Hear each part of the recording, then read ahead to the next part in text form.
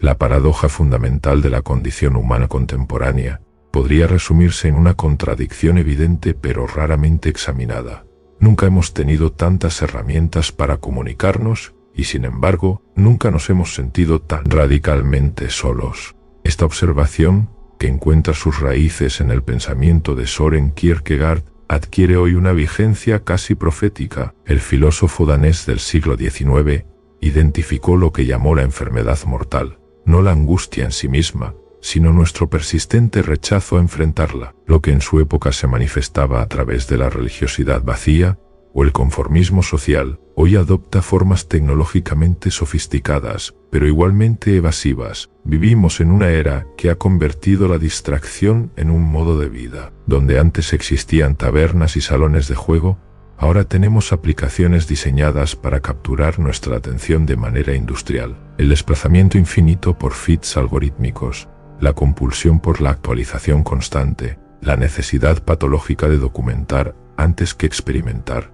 Todos estos fenómenos contemporáneos no son más que nuevas manifestaciones de un viejo mecanismo de defensa, el rechazo a confrontar nuestro ser esencial. Kierkegaard lo advirtió con claridad meridiana. La forma más peligrosa de desesperación es aquella que no reconoce su propia existencia. Lo peculiar de nuestro momento histórico es que estas estrategias de evasión no solo son toleradas, sino activamente incentivadas por las estructuras económicas dominantes. El capitalismo de la atención en el que estamos inmersos premia precisamente esta forma de existencia superficial, esta vida reducida a su dimensión epidérmica. Las plataformas digitales, con su ilusión de conexión y pertenencia, funcionan en realidad como sofisticados aparatos de alienación, generando la fantasía de individualidad mientras nos someten a patrones de comportamiento cada vez más estandarizados. La paradoja es evidente. Disponemos de herramientas sin precedentes para expresar nuestra singularidad, y sin embargo, nos homogeneizamos a velocidad acelerada. Ante este panorama, la propuesta kierkegaardiana emerge con una fuerza renovada.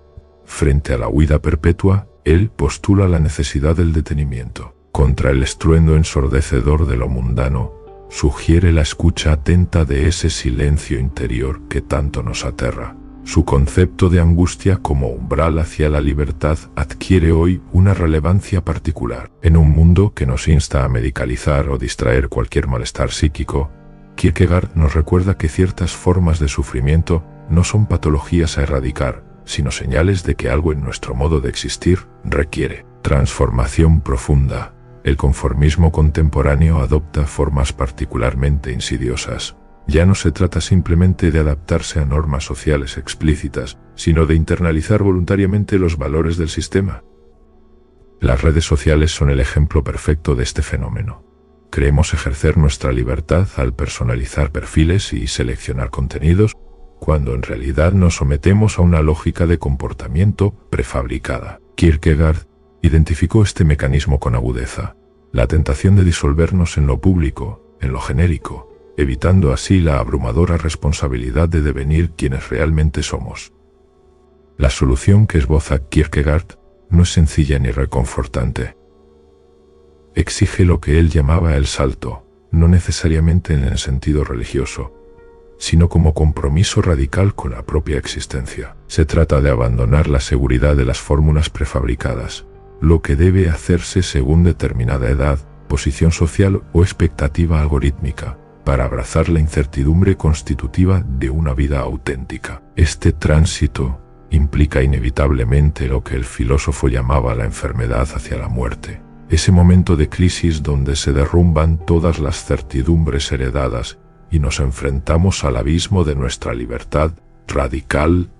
Lo extraordinario del planteamiento kierkegaardiano es su transvaloración del sufrimiento existencial. En lugar de concebir la angustia como un estado que debe ser suprimido a toda costa, mediante fármacos, distracciones o consumo, la reconoce como síntoma de que algo en nuestra forma de vida requiere atención profunda. La desesperación consciente, aunque dolorosa, se revela preferible a su variante inconsciente, pues al menos preserva la posibilidad del cambio auténtico. Como escribió en sus diarios, la desesperación es el tributo que el hombre paga por su conciencia. A mayor conciencia, mayor desesperación. pero también mayores las posibilidades de acceder a una existencia verdadera. En nuestro contexto actual, donde la industria del bienestar promete soluciones inmediatas al malestar existencial, la perspectiva kierkegaardiana resulta simultáneamente necesaria y difícil de aceptar. Nos recuerda que ciertos dolores no representan obstáculos en el camino, sino el camino mismo hacia una vida más plena.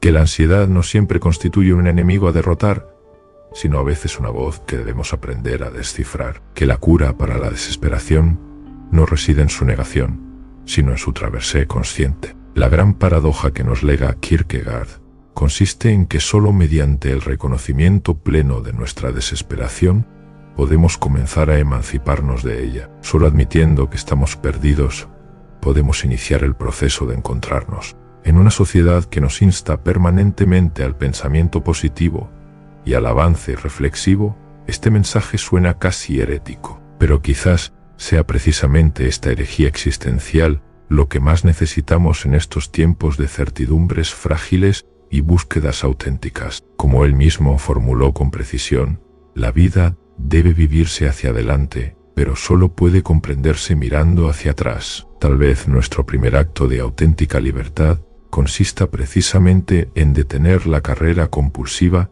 y volver la mirada hacia aquello que hemos intentado tan desesperadamente evitar: nuestro propio ser en su desnuda verdad. La actualidad de Kierkegaard reside precisamente en su capacidad para ayudarnos a descifrar nuestro malestar contemporáneo. Lo que en su época eran la religión institucionalizada o las convenciones sociales burguesas, hoy son los algoritmos y las identidades digitales.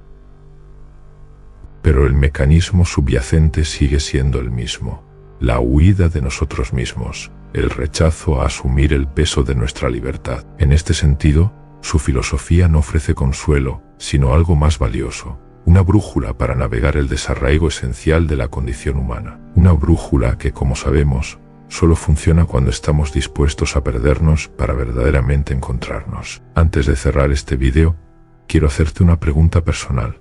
¿Qué mecanismo de evasión identificas más en tu vida? O quizá algo más profundo que no he mencionado. Prometo leer cada una y responder a las más reveladoras en un próximo vídeo. Si este contenido te hizo pensar, o incluso incomodar, no dudes en compartirlo con alguien que necesite esta perspectiva.